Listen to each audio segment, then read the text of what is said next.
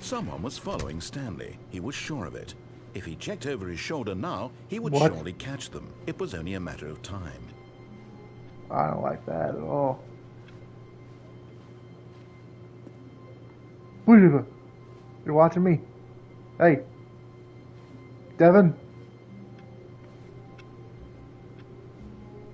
Reedy, is that you? Sweaty? It's Ryan. Ryan's watching me. Hey. Pedro.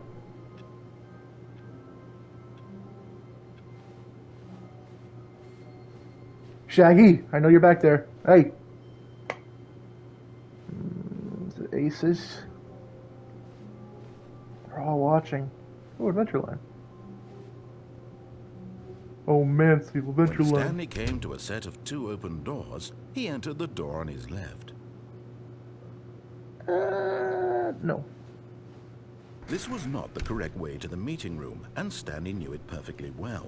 Perhaps he wanted to stop by the employee lounge first, just to admire it. Wow, yes, this room. But eager to get back to business, that was new dialogue. Stanley took the Was it new first dialogue? open door on his left. I missed it. Oh well. And so he detoured through the maintenance section, walked straight ahead to the opposite door, and got back on track. Alright.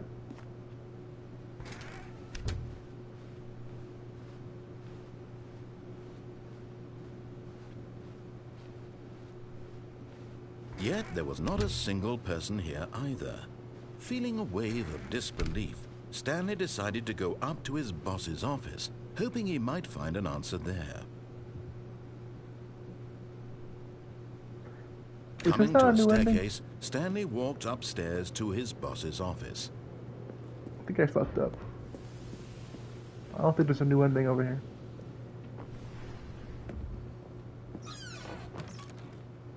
Oh.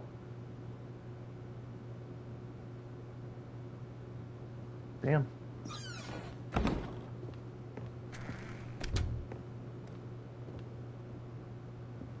We should just restart the game. I fucked up. Pretty sure it's not an ending.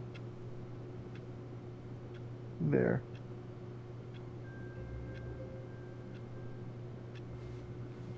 Already this was uncomfortable, and Stanley decided that as soon as he found a new space he felt safe in, that he would never leave it again in his life. What are you talking about? When Stanley came to a set of 2 open doors, this was not the correct way to the meeting room, and Stanley knew it perfectly well. Perhaps he wanted to stop by the employee lounge first, just to admire it. The lounge was sublime, a work of art. What was it about this room that called so deeply and so personally to Stanley? Its grace? Its subtle charm? No. Stanley knew it was something deeper, something darker. Fuck. But eager to get back to business, Stanley took the first open door on his left. I figured going that way would be like a new ending. They just push it back on the left door. Stanley was so bad at following directions, it's incredible he wasn't fired years ago. True.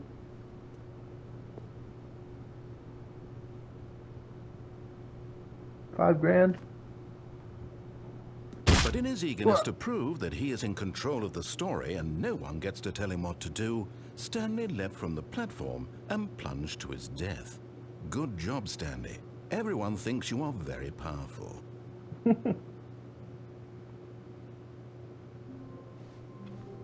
All of his co-workers were gone. What could it mean? Stanley decided to go to the meeting room. Perhaps he had simply missed a memo.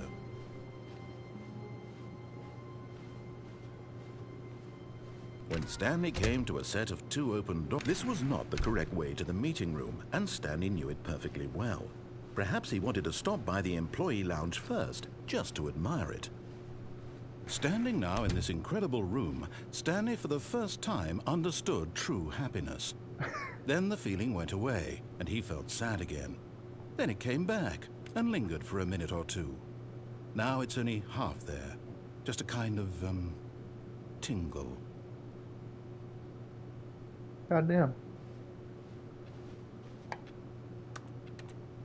Yes, really, really worth it being here in the room. But eager to get back to business, Stanley took the first open door on his left. Sure. Nope.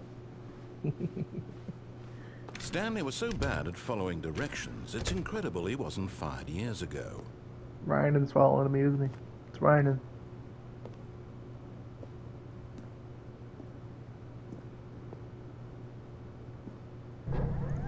Look, Stanley, I think perhaps we've gotten off on the wrong foot here. Perhaps. I'm not your enemy, really, I'm not. I realize that investing your trust in someone else can be difficult, but the fact is that the story has been about nothing but you all this time. There's someone you've been neglecting, Stanley. Someone you've forgotten about. What? Please, stop trying to make every decision by yourself. Now, I'm not asking for me, I'm asking for her. What are you talking This about? is it, Stanley. Your chance to redeem yourself. To put your work aside. To let her back into your life. She's been waiting. That's her, Stanley. You need to be the one to do this. To reach out to her. If you can truly place your faith in another, then pick up the phone.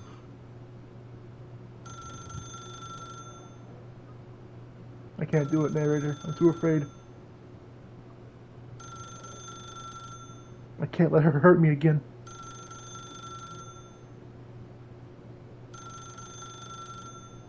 Fine.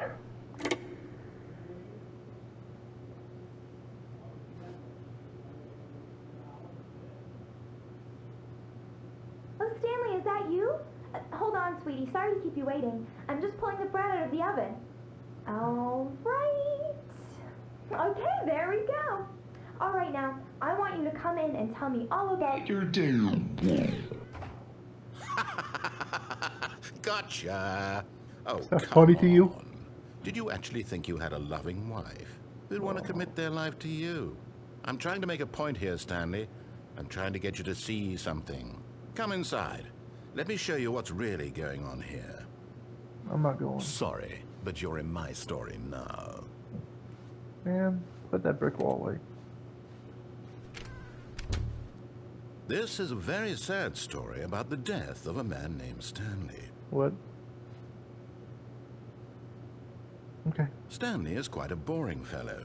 He has a job that demands nothing of him, and every button that he pushes is a reminder of the inconsequential nature of his existence. I'm not doing it. Nuh-uh. Narrator's being mean.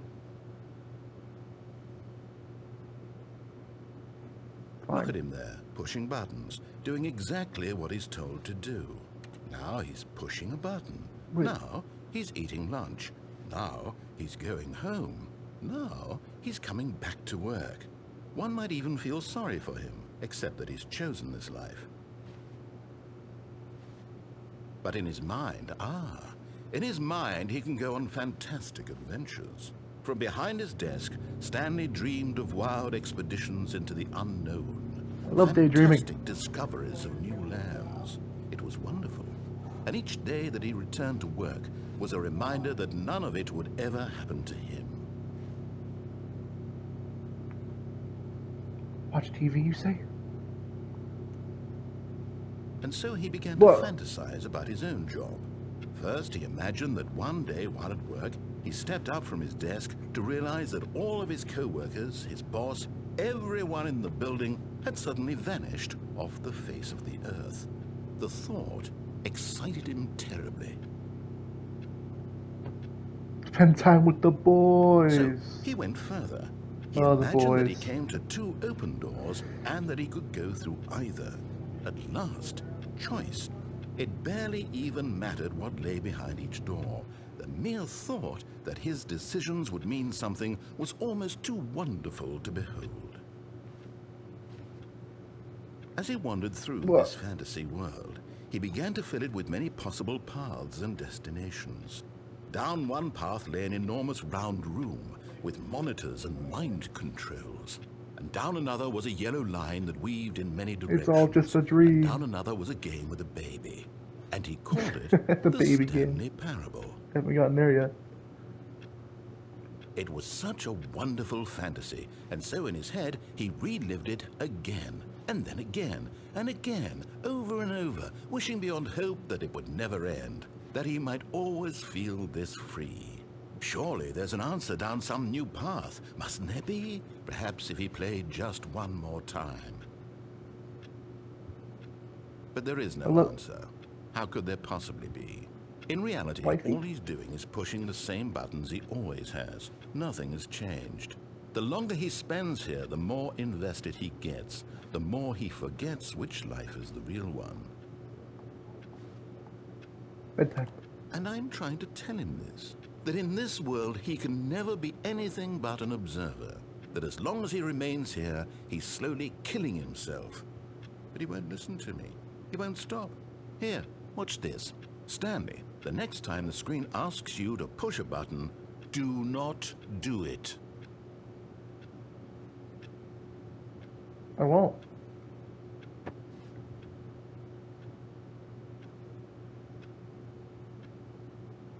That button does look pretty fun to press though, doesn't it? I'm not gonna do it though.